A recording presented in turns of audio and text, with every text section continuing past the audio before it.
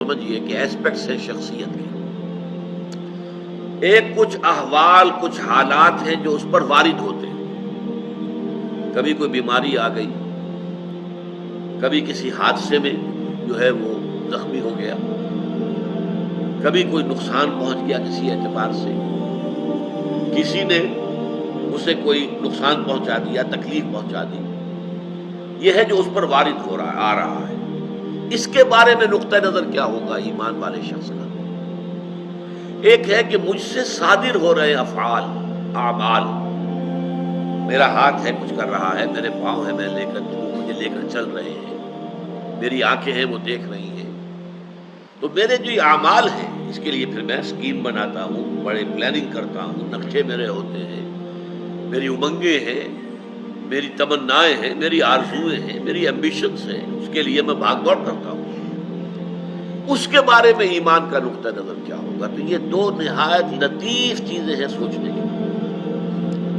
پہلی بات جو انسان پر وارد ہوتا ہے. اب وارد ہونے والی باتوں کے اندر بھی سمجھیے کہ دو قسم کے حالات وارد ہوتے ہیں. ایک وہ ہے جو آپ کے لیے دل خوشکن ہے، خوشگوار ہے، بڑا اچھا ہوا، اچانک جو ہے کوئی آپ کو نفع حاصل ہو گیا، غیر متوقع طور پر کوئی کامیابی حاصل ہو گئی. اس سے انسان زیادہ متاثر نہیں ہوتا. اگرچہ ہوتا ہے، اگر وہ ظرف کم ہوگا تو پانی چھلکے گا، آپے سے باہر ہو جائے گا، پھولے نہیں سمائے گا خوشی سے. لیکن زیادہ جو تاثر آدمی لیتا ہے وہ تکلیف، مصیبت. کوئی مصیبت آ گئی، کوئی تکلیف آ گئی، کوئی بیماری آ گئی، کوئی حادثہ ہو گیا، کوئی نقصان ہو گیا بہت بڑا. اس پر کیا ہوتا ہے کہ انسان ملول، غمگین، انتہائی مایوس ہو کر رہ جائے. پھر یہ کہ جس ذریعے سے وہ آئی ہے، فلاں شخص نے یہ کر دیا، اس کے خلاف دشمنی، نفرت، کینہ، کدورت وہ پیدا ہو جائے.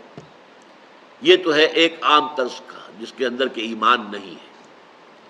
جس میں ایمان ہے اس کی سوچ بالکل مختلف ہوگی. وہ کیا ہے؟ ما صاب من مصیبت الا باذن اللہ. نہیں پڑتی کوئی پڑنے والی کوئی مصیبت مگر اللہ کے اذن سے.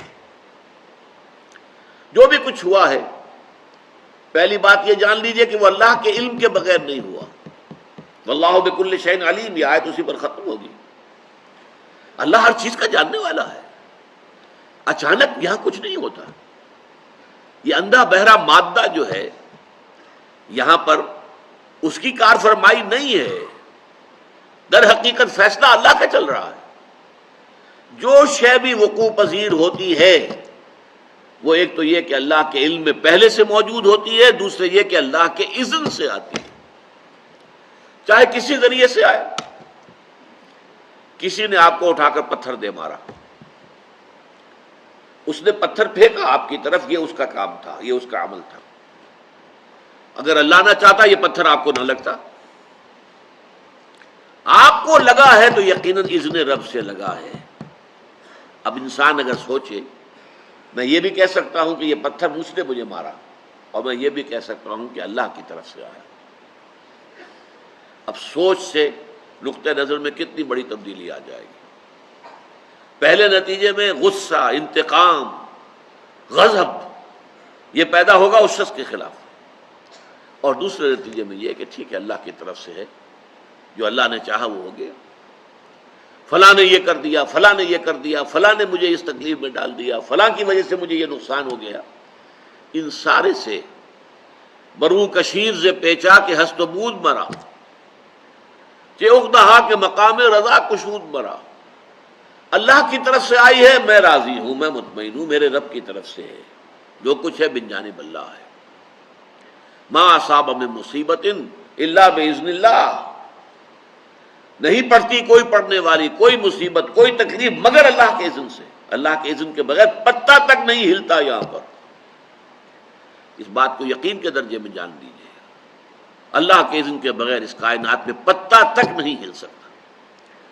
وہ تصور خدا ہم جا کے پڑھیں گے تفصیل سے سورہ حدید میں، کہ بس ہاں ایک کریٹر تھا، کریٹ کر کے علیحدہ ہو کر بیٹھ گیا. نہیں، اس نے پیدا کیا ہے. ثم استوی علی العرش، پھر تخت حکومت کے اوپر بیٹھا ہے، اور یدبر الامر من السماء الى الارض، وہ تدبیر کر رہا ہے امر کی، وہ فعال وہ ہے، لا فاعل فی الحقیقت الا اللہ، فاعل حقیقی اللہ ہے۔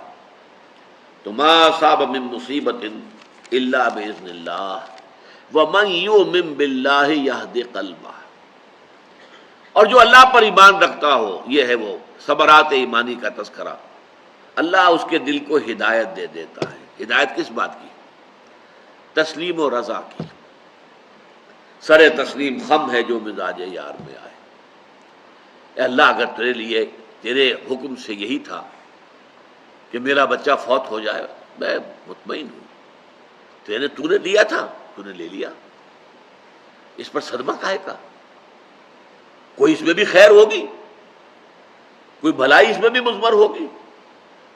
ہم نہیں دیکھ سکتے، تو دیکھتا ہے، ہم نہیں جان سکتے، تو جانتا ہے، ہمیں علم نہیں ہے، تجھے علم حاصل ہے۔ انک تعلم ولا نعلم وتقدر ولا نقدر،